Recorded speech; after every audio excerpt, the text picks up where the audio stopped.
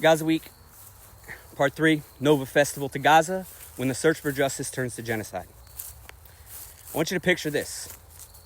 It's the morning of October 7th, 2023. Thousands of young people gather in the desert near Riem for the Nova Music Festival. EDM music blaring, neon lights shining, sunrise over the fields, a scene of pure celebration and joy, people dancing and enjoying their life.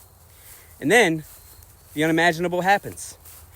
Paragliders descend from the sky, gunmen arrive in pickup trucks and on motorcycles, rockets begin to rain from the sky, the music cuts, and it's replaced by screams of agony.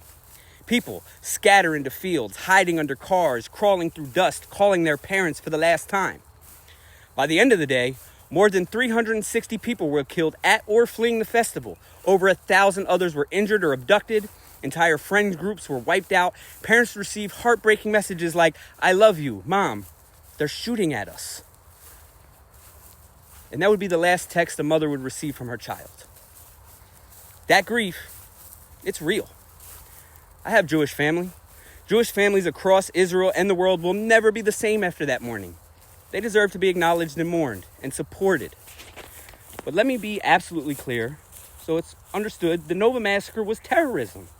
It was horrific, it targeted civilians, and nothing I say today will ever diminish that fact.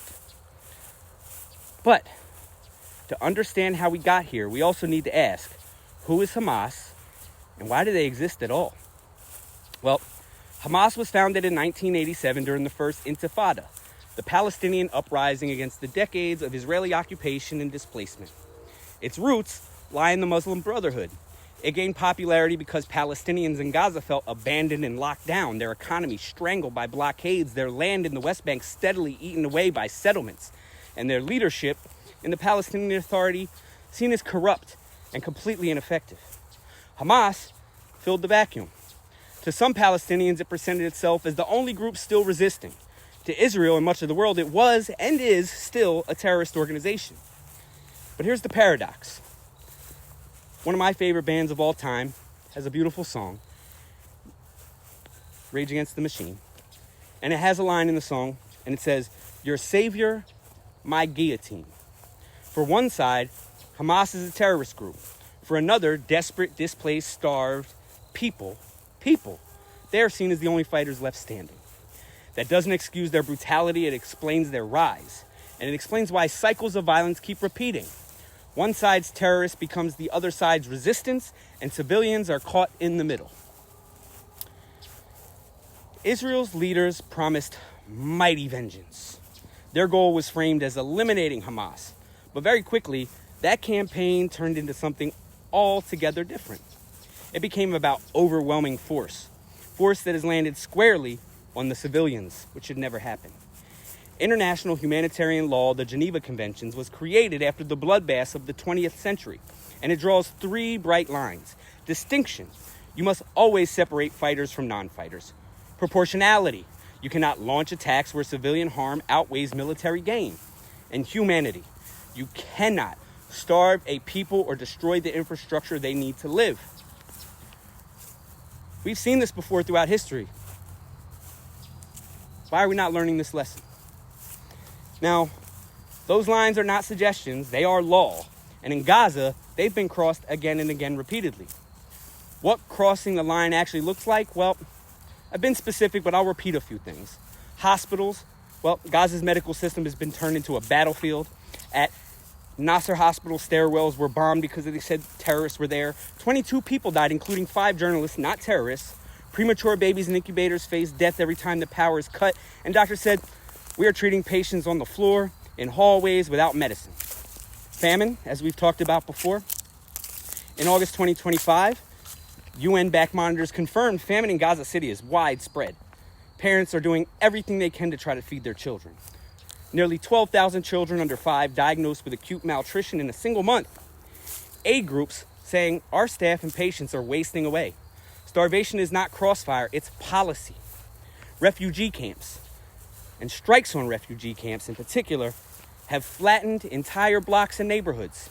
Hundreds of civilians killed in places where they had been told to shelter. Aid convoys, well, On February 29th, 2024, people rushed towards trucks carrying flour on Al Rashid Street, and at least 118 people were killed and more than 700 were injured. Witnesses said Israeli forces opened fire into the crowd, a massacre of people trying to eat. Children, the most harshly affected. UNICEF says Gaza is the most dangerous place in the world to be a child. Families have begun writing their children's names on their legs so their bodies can be identified in the bomb fall at night. This is what mighty vengeance has looked like in practice. And words matter, of course. The amount of social media hate that you can find online it's ridiculous. And it isn't just bombs.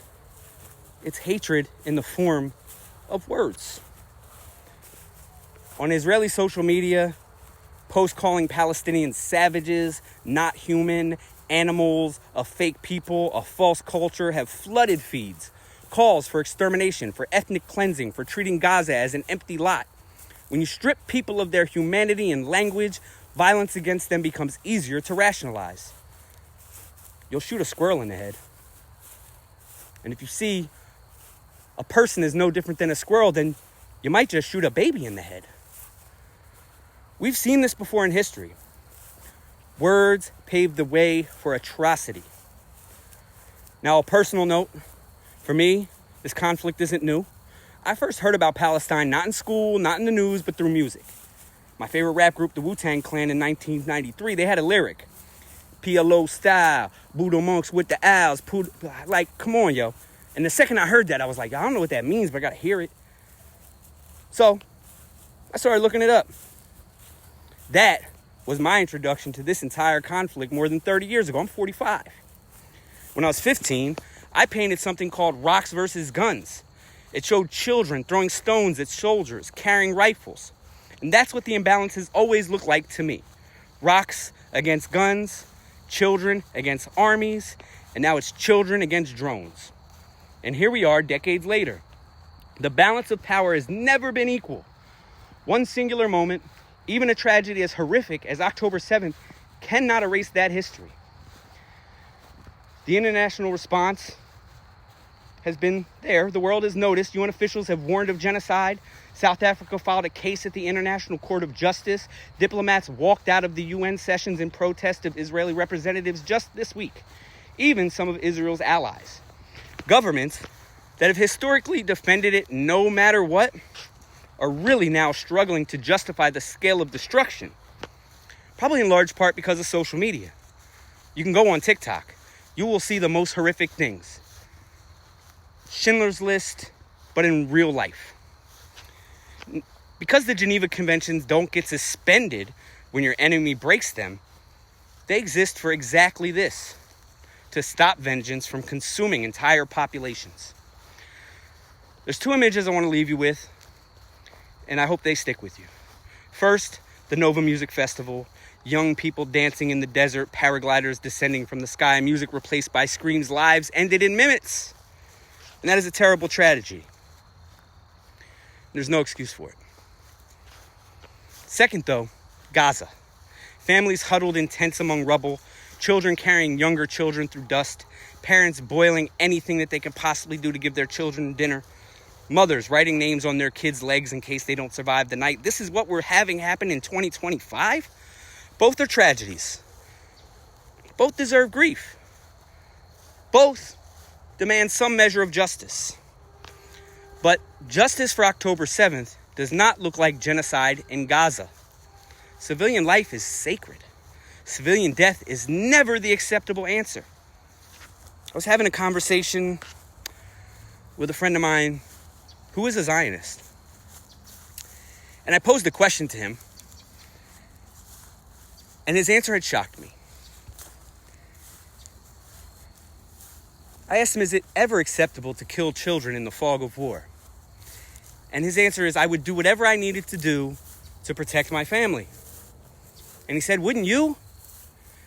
And I said, would I kill children? Abso-fucking-lutely not.